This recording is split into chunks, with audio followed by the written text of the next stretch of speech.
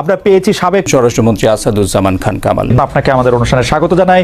আমাদের সাথে আরো থাকছেন ডক্টর মোহাম্মদ ইউনুস। ডক্টর মোহাম্মদ ইউনুস, আপনাকে আমাদের অনুষ্ঠানে স্বাগত জানাই। আমাদের এই সময় দিয়েছেন সেজন্য শুভেচ্ছা ও কৃতজ্ঞতা জানবেন। আমরা একটু কামাল ভাই আপনার কাছ থেকে জানতে চাইবো, মানে আওয়ামী লীগের কথা না বললে আমার আসলে পেটের ভাত আসলে হজম হয় না। অন্তর্বর্তী সরকারের প্রধান উপদেষ্টা ডক্টর মোহাম্মদ ইউনুস যুক্তরাষ্ট্রে বিল ক্লিনটনের উপস্থিতিতে একটা অনুষ্ঠানে বললেন যে এই আন্দোলন খুব পরিকল্পিতভাবে চালিয়ে নেওয়া হয়েছে, কিছুই হঠাৎ হয়নি। এই আন্দোলন কি শুরু থেকেই কোটার আড়ালে সরকার পতনের আন্দোলন ছিল? কামাল ভাই আপনার একটু মন্তব্য শুনতে চাই।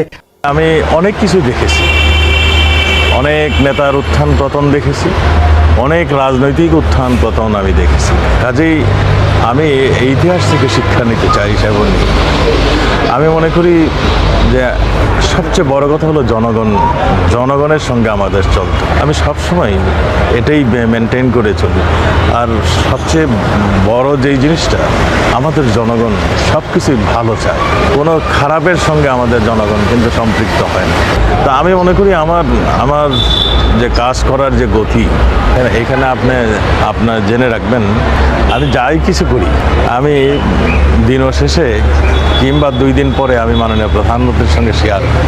আমি অনেক নেতা দেখেছি, আমার জীবনে অনেক নেতা দেখেছি, কিন্তু তার বিজ্ঞতা, তার দৃঢ়তা, তার মানে বিচক্ষণতা, তার দূরদৃষ্টি, তার দেশপ্রেম আমার মনে হয় মানে অতুলনীয়।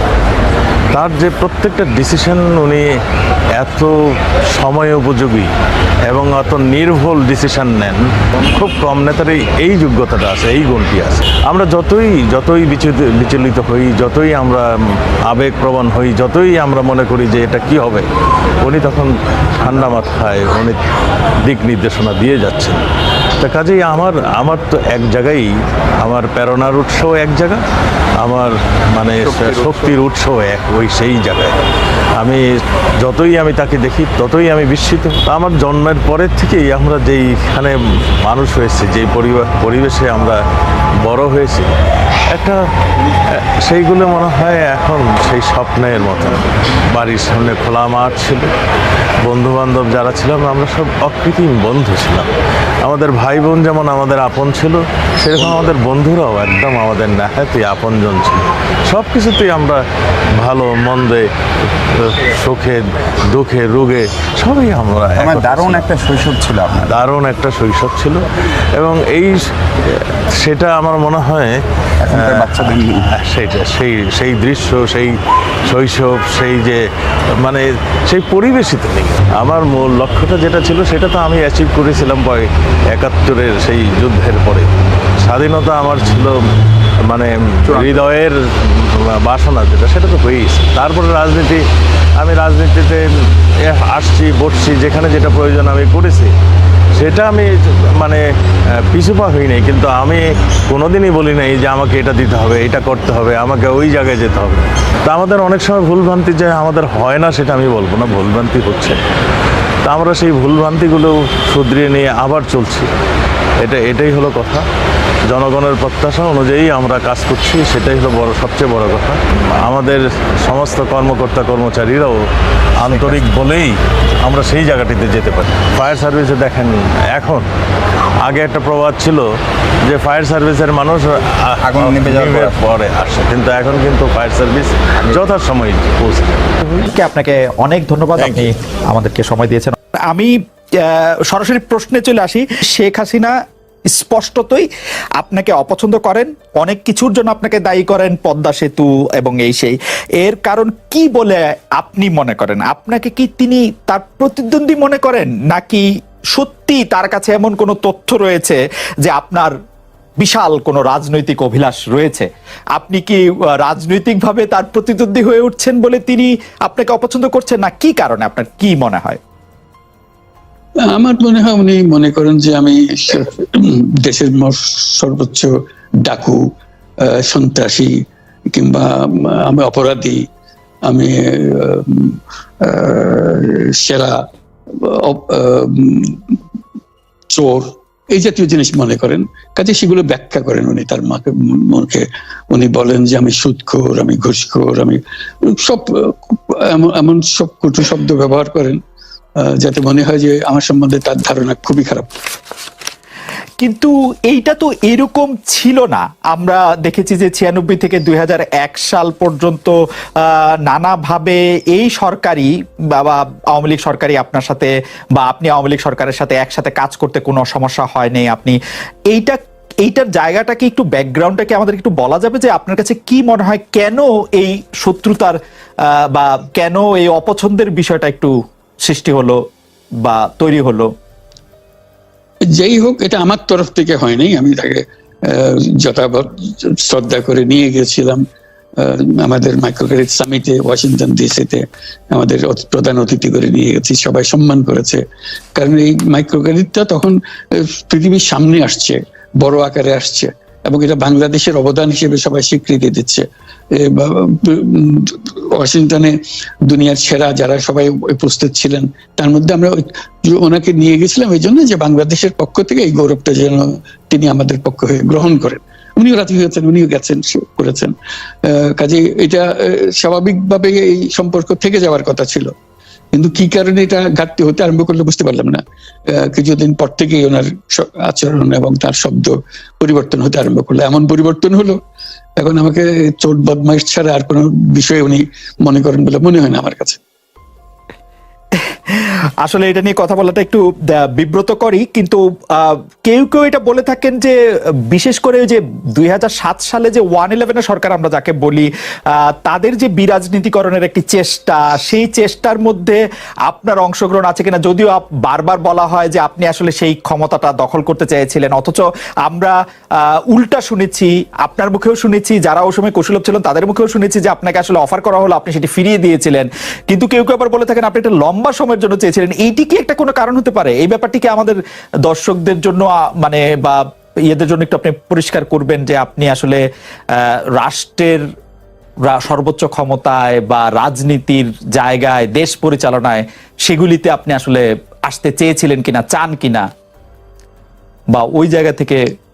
যদি চাইতাম খালেদ, যদি চাইতাম, তখন যখন মিলিটারি আমার বাসায় এসে বসে রইল সারা রাত আমাকে রাজি করানোর জন্য, আমি তো লুফে নিতাম। রাজি করানোর জন্য বসে থাকতে হবে কেন?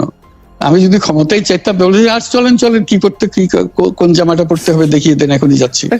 আমি তো সেটা করিনি। তাদের সঙ্গে তর্ক করেছি, সারা রাত ধরে তর্ক করেছে যে না ভাই আমাকে দিয়েন না, আমি এই কাজের উপযুক্ত না, আপনারা অন্য লোক খোঁজেন। তারা আমার উপরে মন ঠিক করে ফেলেছে আমাকে নিতে হবে। আমি বারে বারে বলতেছি তাদেরকে, তারা নিরাশ হয়ে ফিরে গেল, বললো যে সকালবেলায় আবার আসবো, সকালবেলায় আসলে তখন আপনি আমাদেরকে বলেন যে রাজি আছেন। আমি বললাম না, সকালবেলা আসলে একই কথা পাবেন। কারণ আমি তো এটা এমন কিছু না যে মনের মধ্যে সন্দেহ রেখে, দ্বন্দ্ব রেখে আপনাদেরকে বলছি, অত্যন্ত পরিষ্কার ভাবে আপনাদের কাছে বলছি। ঠিক আছে, তা না হলে তো আমি সঙ্গে সঙ্গেই রাজি হয়ে যেতাম। কে ছাড়ে যে আপনাকে দেশের পুরো সরকারের প্রধান হবার জন্য আহ্বান জানাচ্ছে? বাংলাদেশে এরকম কয়জন মানুষ আছে বলবো যে না আমি এই দায়িত্ব গ্রহণ করব না? আমি তো করলাম সেটা। এখন আমার নামে বলা হচ্ছে 10 বছর চেয়ে। আমি বছর নিয়ে তো প্রশ্নই ওঠে না। প্রশ্ন হচ্ছে আগামীকাল সকালবেলা আপনি শপথ গ্রহণ করবেন, এই কথা। আমি বলছি না, করবো না। তারপরে এরপরে তো কয় বছর, কয় কাণ্ড। আমি 10 বছর দিয়ে কি করবোটা কি? আমি 10 বছর দিয়ে আমি তো বলছি আমি এই কাজের জন্য নই। দেশে আমার দেশ পরিচালনা করা আমার দায়িত্ব না, আমার কাজ না। আমি জানি না এটা কিভাবে করতে হয়। আমি যেটা জানি সেটা করি। Make sense.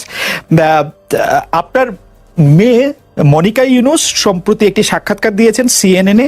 সেখানে আমি তাকে একটু যদি অনুবাদ করি তাহলে সেরকম পড়তে পারবো যে আমি তাকে উদ্ধৃত করছি যে কোনো এক সময় প্রধানমন্ত্রী শেখ হাসিনা ও ডক্টর ইউনুস একসঙ্গে কাজ করেছেন। আমি আশা করি সেই সময়টা আবার ফিরে আসুক, শুধু গ্রামীণ কিংবা সংশ্লিষ্ট সব প্রতিষ্ঠানগুলোর ভালোর জন্যই নয়। যদি তারা আবারও একসঙ্গে কাজ করেন তাহলে সেটা চমৎকার হবে। এই মনিকা ইউনুসের এই আশা কি আপনারও মানে একই রকম আশা কিনা যে প্রধানমন্ত্রী শেখ হাসিনা এবং ডক্টর ইউনুস একসঙ্গে কাজ করলে আরো কিছু চমৎকার কাজ হবে, বা এটা আপনি আশা করছেন এরকম কি? এটা কি এখন আমার জন্য করা যাচ্ছে না যে আমি নারাজ, যে করতে চাই না? তুমি ভাবখানা এমন করছো যেন আমি আপত্তি করছি, আমি কাজ করতে চাই না। আমাকে যে বললাম চোর বদমাইশ করে রেখেছে, সেখানে কাজ করার তো কথাই উঠছে না।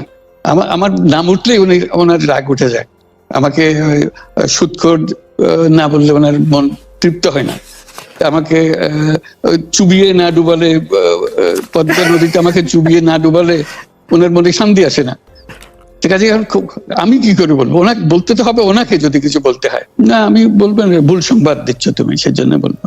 ভুল সংবাদটা হলো এই, আমার টাকা আমি রোজগার করি, আমি নিজে সিদ্ধান্ত নিয়েছি আমি কোনো কিছুর মালিক হব না। কাজে আমি টাকাটা আমি যেহেতু উপার্জন করেছি, সেটা আমি একটা ট্রাস্ট দিয়ে দিতে চাচ্ছি। যেমন আমার কোনো বাড়ি নাই, নিজের নামে নিজের কোনো বাড়ি নাই, গাড়ি নাই, জমি নাই, কোনো ব্যবসার শেয়ার নাই, আমি কোনোটা রাখিনি। এটা আমি মালিকানাবিহীন থাকতে চাই সবসময়। ঠিক আছে, এই টাকাটা আমি একটা ট্রাস্টে দিয়ে দিচ্ছি। তো ট্রাস্টে দিয়ে দেওয়ার সময় প্রশ্ন উঠলো, এটাকে কর দিতে হবে কিনা। তখন আমাদের লয়ার বললো যে না, এটা যেহেতু আপনি দান করছেন, এটা তার কর দেওয়ার বিষয় না, আপনি তো দানই করে দিচ্ছেন। তা আমি বললাম যে আইনে যেভাবে বলে সেভাবে, টাকা তো আমি এমনি দিয়েই দিচ্ছি, কাজে এটা সরকারকে দিলে আমার কোনো অসুবিধা তো নেই, আমি তো ধরে রাখতে চাচ্ছি না টাকাটা। তখন বলতে আপনার দেওয়ার কোনো কারণ নাই। তখন আমরা এটা পূরণ করে দিয়ে দিলাম, সরকার দিয়ে দিল। তখন সরকার পক্ষ থেকে এনবিআর থেকে বলা হলো যে না, এটা করযোগ্য টাকা, আপনাকে কর দিতে হবে। আমাদের লয়ার বলছে দিতে হবে না, ওনারা বলছে কর দিতে হবে। তখন আমি বললাম যে ঠিক আছে, আদালতের কাছে যা, আদালত যেটা বলে সেটাই হবে। আমার মূল জিনিসটা হলো, আদালতে গেছি আমি, সরকার কেউ বলেনি আমাকে আদালতে যাওয়ার জন্য। আমি আদালতে গেছি তার একটা নিষ্পত্তি করার জন্য, এটাকে কর দিতে হবে না দিতে হবে না। তখন আদালত বিচার করে বললো কর দিতে হবে। যেদিন আদালতে বললো কর দিতে হবে, সেদিন আমি আদালত দিয়ে দিছি। কেউ আমাকে কর না দেওয়ার অভিযোগ করে নাই, কেউ আমাকে চিঠি লেখে নাই, কিচ্ছু না। ভাবখানা হচ্ছে এরকম যে আমি ধরা পড়ে গেছি, কর দিই নেই, কাজে নোটিশ এসছে, তারপরে আমি, ওরকম তো না। আমি নিজে স্বতঃপ্রবৃত্ত হয়ে, যেহেতু আমাদের উকিল বলছে যে এটা লাগবে না, আর সরকার বলছে লাগবে, তা বললাম যে তাহলে নিষ্পত্তি করার জন্য আদালতের কাছে পরামর্শ চাও। আদালতের কাছে পরামর্শ চেয়েছে, আদালত দিয়েছে, পরামর্শ দিয়েছে আপনাকে দিতে হবে। যে মাত্র বলছে দিতে হবে, সঙ্গে সঙ্গে চেক করে দিয়ে দিয়েছে, 24 ঘন্টার মধ্যে দিয়ে দিয়েছে। এটার টাকার উপর আমার কোনো লোভ নাই, এই টাকা ধরে রাখার জন্য তো আমি দিইনি, আমি দান করে দিচ্ছি। ট্যাক্স দিতে হবে কি দিতে হবে না, এটাই ছিল বিবেচ্য বিষয়, এবং সেটাই আমি প্রার্থনা করেছি। কেউ সরকার পক্ষ থেকে আমাকে একটা চিঠি লেখে নেই। মানে আদালতের অনেকগুলি পর্যায়ে আপনার আইনজীবীরা এই টেক্সটটা যে আপনার উপরে অ্যাপ্লিকেবল না সেটা বলতে চেষ্টা করেছেন, সেই জন্য মনে হয় যে না, কোনো পর্যায়ে না, একটাই পর্যায়ে, শুধু একটারই হয়েছে। আর বাকিটা হলো এনবিআর আমাকে চিঠি দিচ্ছে যে আপনার কর দিতে হবে। ওকে, আমাদের প্রশ্ন কর দিতে হবে কিনা সেটা আমরা করার জন্য আদালতে গিয়ে